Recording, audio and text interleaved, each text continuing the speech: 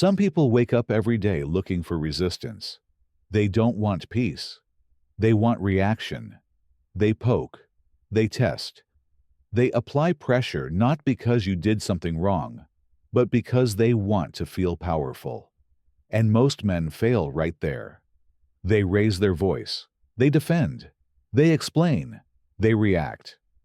But power is never found in reaction. Power lives in control. What truly unsettles a disrespectful person is not aggression. It's composure. A man who doesn't flinch.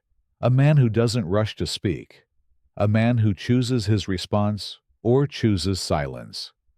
Today, we're not talking about insults. We're talking about position, about how a man holds his ground when someone tries to step on it. Let's begin. 1. You're entitled to your opinion, and I'm entitled to ignore it. There comes a moment in a man's life when he stops answering every opinion thrown at him. Not because he thinks he's superior, but because he finally understands something most men learn too late. Not every voice deserves access to you. When someone questions your decisions with disrespect, the instinct is to explain, to justify, to prove. But the need to explain is already a loss of leverage. Disrespect is rarely about truth. It's about control. They want you to respond on their terms, to enter a conversation you never agreed to. I remember making a decision that confused many people around me.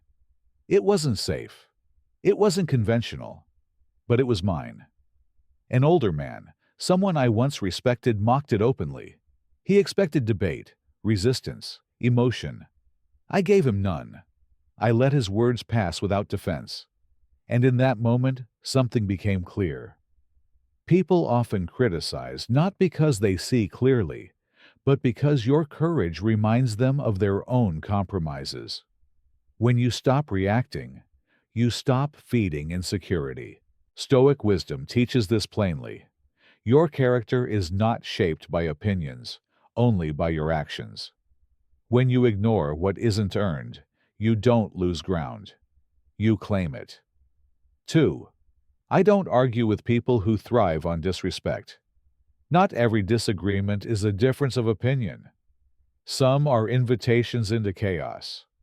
There are people who don't speak to resolve anything. They speak to dominate. Their words are not bridges, they are hooks. And once you bite, the exchange becomes about power, not truth. Earlier in life, many men mistake engagement for confidence. They believe that standing their ground means explaining themselves, clarifying, correcting. But explanation is only useful when the other side is listening. When disrespect is present, explanation becomes surrender. I learned this the hard way. I once worked with a man who had perfected condescension. He never attacked directly. He interrupted just enough, smiled while undermining others, made every conversation feel like a quiet contest. During one meeting, he cut me off mid-thought, casually, publicly. The old instinct was there. Correct him, reclaim the space, prove myself. Instead, I paused. I looked at him, steady and unemotional, and replied with a single, measured sentence.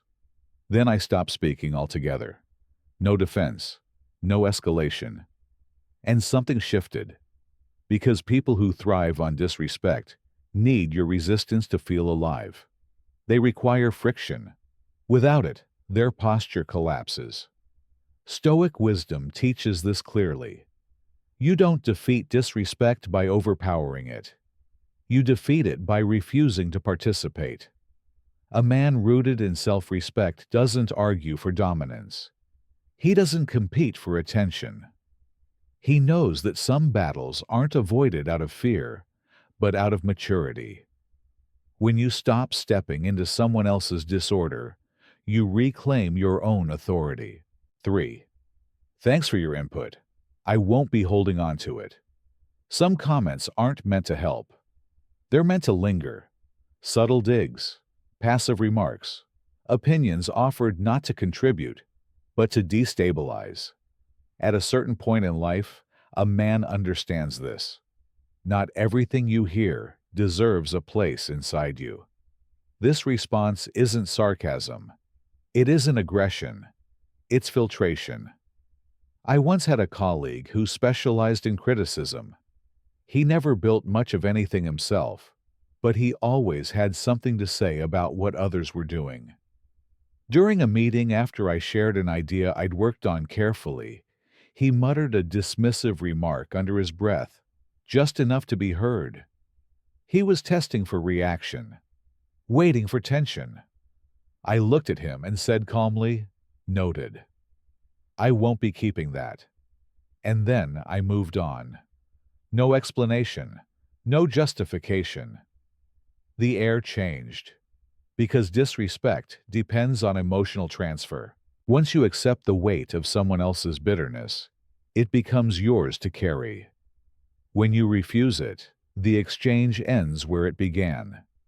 This principle applies everywhere. At work, when criticism comes without contribution. In families where passive aggression hides behind concern. Online where strangers speak loudly because they feel invisible. You acknowledge the sound. You reject the burden. That's not indifference. That's discipline. A man who knows what he values doesn't store opinions that haven't earned their place.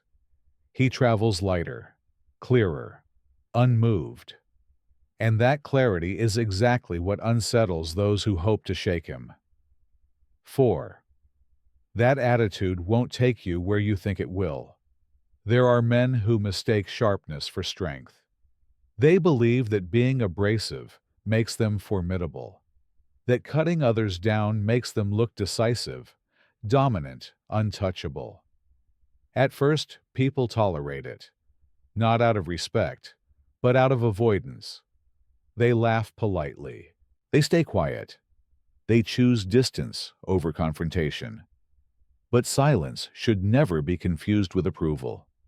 Over time, patterns reveal themselves. The same man who speaks with arrogance finds himself slowly excluded. Meetings happen without him. Decisions are made elsewhere. Opportunities stop arriving quietly without explanation. I once worked alongside a man who believed intimidation was leadership. He interrupted others, dismissed ideas publicly, corrected people not to help, but to humiliate. He thought fear gave him leverage. One day, after watching him belittle someone who couldn't defend themselves, I looked at him and said calmly, "That attitude you're carrying, it won't take you where you think it will." No anger, no raised voice, just truth. He smirked, of course. Men like that always do. But something shifted. Not because he agreed, but because for a moment he saw the long road he was walking, and how empty it was becoming. Life eventually corrects men who confuse dominance with authority. Not dramatically, not immediately, but consistently. Respect fades, doors close, and when they finally notice, it's often too late to undo the damage. Strength that lasts is quiet. It doesn't need to intimidate. It doesn't need to perform. And arrogance, no matter how convincing it sounds in the moment, always collects its debt. 5. If insight were currency, you'd be bankrupt. Some people don't speak to contribute, they speak to perform. Their words are polished. Their tone is clever. But beneath the sarcasm, there is very little substance. You've met them. They interrupt with jokes, mock ideas instead of engaging with them. They confuse cynicism with intelligence. I once found myself in a casual conversation with a man like that. Every sentence from him was a jab. Every comment designed to draw attention back to himself. When I shared a grounded thought, he leaned in with a smirk, waiting for laughter at my expense. That was his currency reaction. I didn't rush to defend myself. I didn't mirror his energy. I met his eyes and responded once, calmly, clearly, and then I stopped speaking. And that was the moment the illusion collapsed. Because people who rely on performance cannot survive clarity. They don't know what to do when no one plays along. Silence exposes them far more than confrontation ever could. Men who've lived long enough understand this. You don't need to win every exchange. You don't need to prove intelligence to someone who isn't listening. Sometimes the most effective response is to let someone reveal how little depth they actually have without helping them hide it. Arrogance feeds on engagement. Remove the audience, and the act falls apart. 6. This exchange ended before it began. There comes a point in a man's life when he stops confusing engagement with importance. Not every comment deserves acknowledgement. Not every provocation deserves response. And not every person is worth stepping into the arena for. Some individuals thrive on disruption. They don't enter conversations to add value, they enter to unsettle. Their words are bait. Their tone is calculated. They are not searching for understanding, only leverage. Years ago, during a leadership discussion, a man interrupted with a passive-aggressive remark. Not to clarify, but to assert himself. The room paused, waiting for friction. I looked at him and said calmly, "This exchange was finished before it began." And then I continued, as if he were no longer part of the conversation. No hostility, no explanation, just absence. That moment wasn't about silencing him. It was about denying relevance.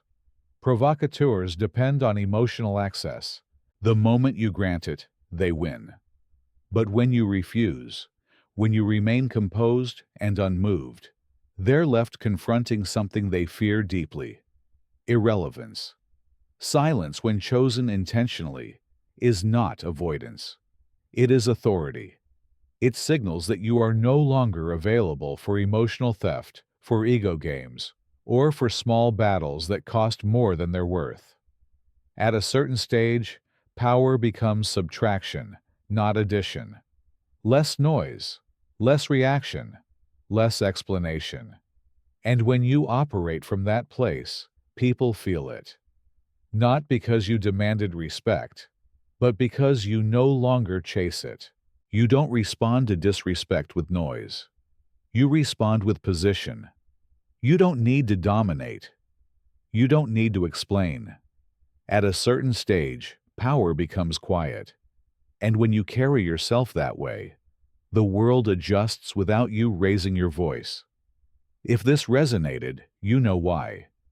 Leave a comment if you wish. And subscribe if this path speaks to you. We'll continue next time.